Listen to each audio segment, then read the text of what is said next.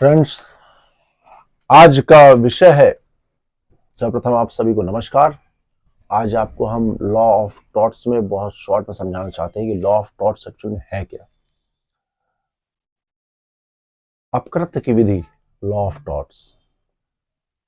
Law of torts means a civil wrong. दो प्रकार की लायबिलिटीज होती हैं। लायबिलिटीज मतलब दायित्व इंसान की,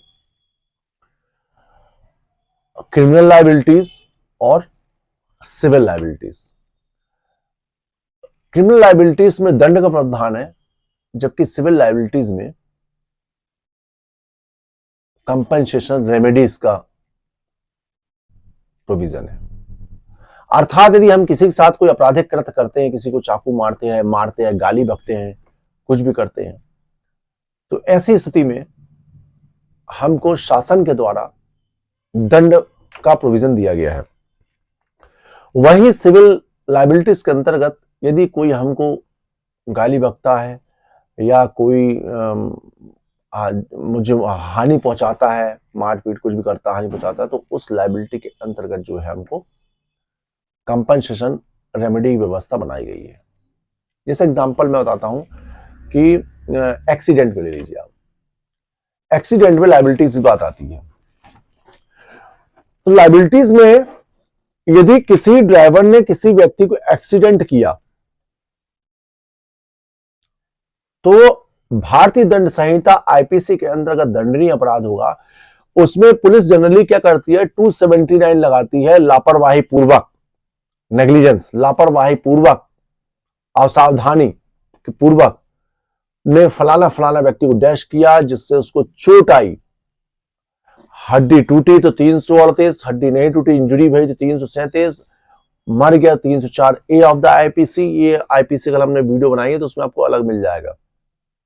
उसमें उस कृत्य के अनुसार उसको उतना दंड जैसा कि आईपीसी में लेख है वैसा दिया जाएगा। जबकि चूंकि आपने लापरवाही पूर्वक उस व्यक्ति को एक्सीडेंट किया, उसको चोट पहुंचाई, उसका हाथ टूटा, तो उसकी कितनी नुकसान हुआ है, डिसेबिलिटी कितनी है उसकी, उसके अनुसार उसको रेमेडी की व्यवस्था करी गई है। वो व्यक्ति क्लेम करेगा तो कोर्ट उसको सिविल रॉन्ग के अंतर्गत जो है उसको कंपनसेशन दिलाएगा। इसमें दो प्रकार की विशेष लायबिलिटी बताई गई है, एब्सोल्यूट लायबिलिटी चाहे स्ट्रिक्ट लायबिलिटी, दूसरा होता है विकेरियस लायबिलिटीज। एब्सोल्यूट लायबिलिटी या स्ट्रिक्ट लायबिलिटी में जनरली हमारे द्वारा किया गया कृत्य डायरेक्ट हम जिम्मेदार हैं।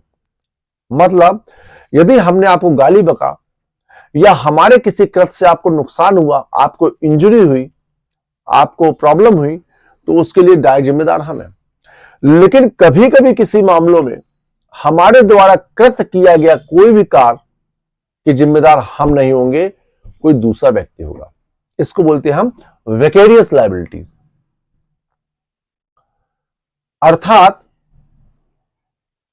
विकेरियस लायबिलिटी में एक्सीडेंट, मान लीजिए किसी ड्राइवर ने, आपका एक ड्राइवर है और आपके ड्राइवर ने किसी को टक्कर मार दिया। क्योंकि ड्राइवर आपका है, कार आपका उपयोग कर रहा है, तो स्वाभाविक रूप से वो क्या करता है, आपका काम कर रहा है। तो जब वो रेमेडी की मांग होगी, कंपनसेशन की बात आएगी, जिसको चोट लगी है इसको, तो वो क्या करेगा, पार्टी बनाएगा मोटर मालिक को, जिसका कोई रोल नहीं है। तो मोटर मालिक को कंपनसेशन देने का आदेश होगा, क्योंकि वो आपका सर्वेंट काम कर रहा है। लेकिन चूंकि क्रिमिनल लायबिलिटी के अंतर्गत जो है मोटर मालिक जिम्मेदार नहीं रहेगा। वो कौन जिम्मेदार रहेगा, जिसने टक्कर मारा। विद्या बनाम versus state of Madhya Pradesh, state of Rajasthan वाले मामले में, जनरली राजस्थान में मामला है, इसमें लीडिंग केस भी है। उसमें यह हुआ कि वो, उसका पति जो है कलेक्टर की कार चलाता था। अब कलेक्टर की कार चलाता था तो क्या हुआ कि वो जब कार बनाने के लिए मार्केट में गया, तो मार्केट में कार बनाने के दौरान जाते वक्त जो है किसी व्यक्ति को उसने डैश कर दिया, उससे उसकी मौत हो गई। तो ड्राइवर को पार्टी बनाया गया और कलेक्टर पार्टी बनाया गया। तो कोर्ट ने यह निर्णय दिया, चूंकि ड्राइवर अपने मालिक का कार्य कर रहा था, वो सर्वेंट है, मालिक कार्य कर रहा था, इसलिए मालिक इज लायबल टू पे compensation. That is called vicarious liability, प्रतिनिधित्व दायित्व का सिद्धांत। एक बहुत अच्छा केस आपको बताता हूं मैं, लायबिलिटी नेग्लिजेंस।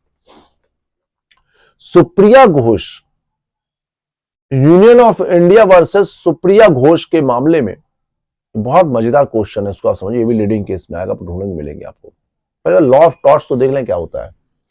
ये है law of torts. Law of torts में मैं आपको पहले, अभी मैं सुप्रिया घोष वाला बहुत आपको बताऊंगा, विकेरियस लायबिलिटी थोड़ा मैं रीड कर रहा हूं, थोड़ा समझिएगा। As a general rule, a man is liable only for his own act. कोई व्यक्ति जिम्मेदार अपने एक्ट के कारण होगा, ना कि कोई दूसरा व्यक्ति करे उसके जिम्मेदार। फलाना बाहर कोई झगड़ा हो गया, बाहर कोई एक्सीडेंट हो गया, तो उसके जिम्मेदार हम नहीं होंगे। जनरली जो करेगा वही भरेगा, स्वाभाविक बात है। A man is liable only for his own act, but there are certain circumstances, कुछ परिस्थिति ऐसी हैं in which a person is liable for the wrong committed by other person।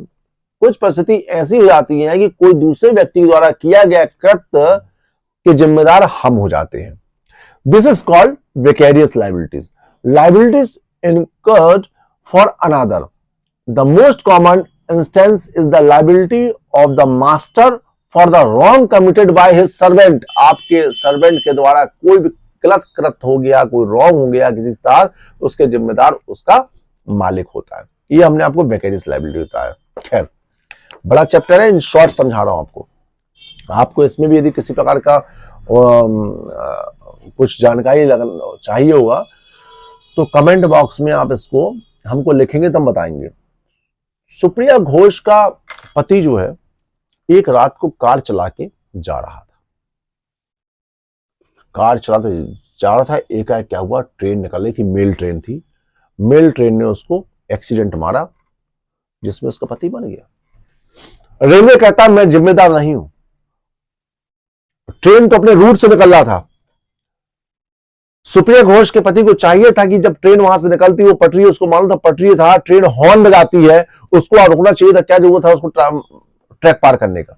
इसलिए railway is not liable for debt. Court ने witnesses को examine किया,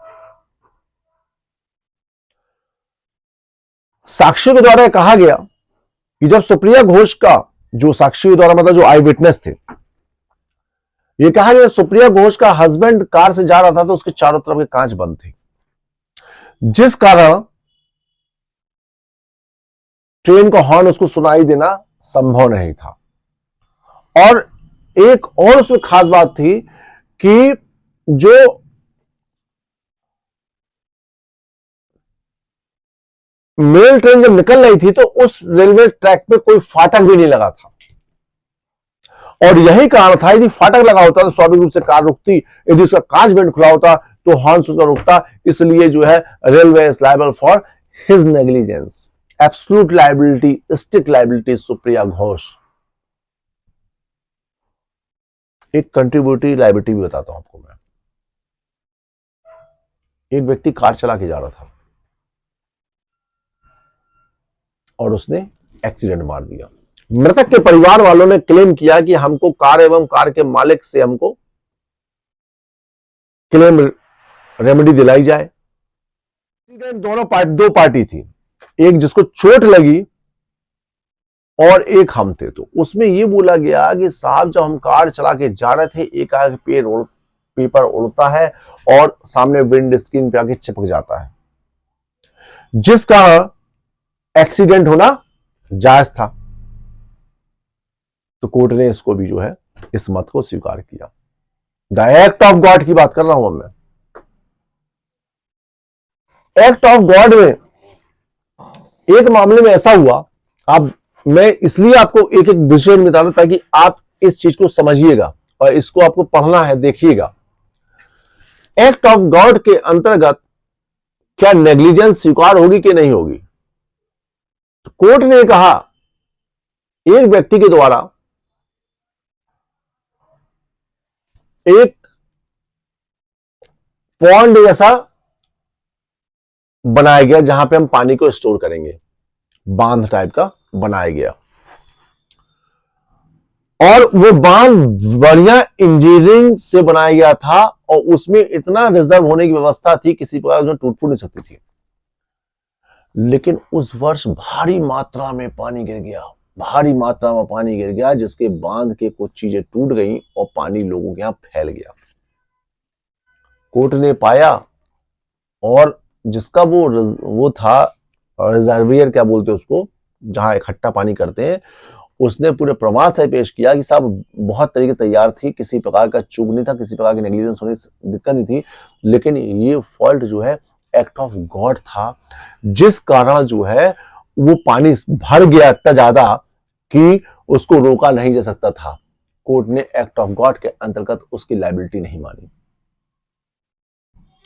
हमारे द्वारा एक दीवार खड़ी करी गई और दीवार मजबूत थी, पानी गिर रहा था और वहां पे शेड लगा था, वहां पे व्यक्ति खड़ा था, एकाएक बिजली गिरती है और वो व्यक्ति मर जाता है, तो ये कहा जाता है कि दीवार, इनकी दीवार काल में खड़े थे इसलिए मर गए, तो एक्ट ऑफ गॉड था।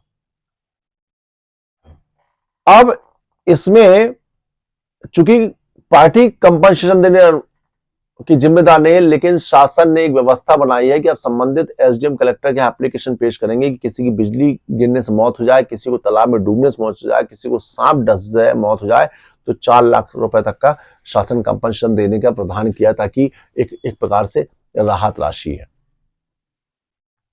इसी में एक बहुत अच्छी चीज बात और बता रहा हूं, तो मैंने आपको लॉ ऑफ टॉर्ट्स का एक छोटा सब्जेक्ट बनाया है, इसको आप देखेंगे तो आपको इसमें बहुत, जैसे कई लोग क्या होता है इंजरीज संबंधित डैमेजेस, मतलब जो त्रुटि हो, ये सब बातें हैं। मानहानि ने आप सुना होगा, हम आपको मानहानि केस कोसेंगे, आप हमारे खिलाफ कहीं प्रकाशन कर रहे हो, बेना पांडे ऐसा है, उन्हें ऐसा कर रहे हैं, ऐसा कर रहे हैं, तो हमको आपके द्वारा किया गया कृत्य से हमको इंजरी हुई, हमारे सामाजिक प्रतिष्ठा धूमिल हुई, तो हम क्या करेंगे, हम उसमें आपके खिलाफ रेमेडी के लिए सूट फाइल करेंगे और उस सूट फाइल के अंतर्गत आपको जो है कंपनसेशन कोर्ट से दिलाने की मांग करेंगे, तो कोर्ट आपको जो है कंपनसेशन देने का आदेश कर सकती है। तो आप समझ गए, सिविल लायबिलिटी के अंतर्गत रेमेडी की व्यवस्था है, क्रिमिनल रॉन्ग के अंतर्गत, क्रिमिनल लायबिलिटी के अंदर उसमें दंड की व्यवस्था है। ये हमने आपको शॉर्ट में समझाया, उसके बाद आगे की वीडियो में आप इसको और अपडेट्स करेंगे आपको। आप सभी को नमस्कार, मैं विनय पांडे एडवोकेट जबलपुर से। आपको ठीक लगा चैनल सब्सक्राइब करेंगे तो और वीडियो आपको मिलेंगे। जय श्री कृष्ण।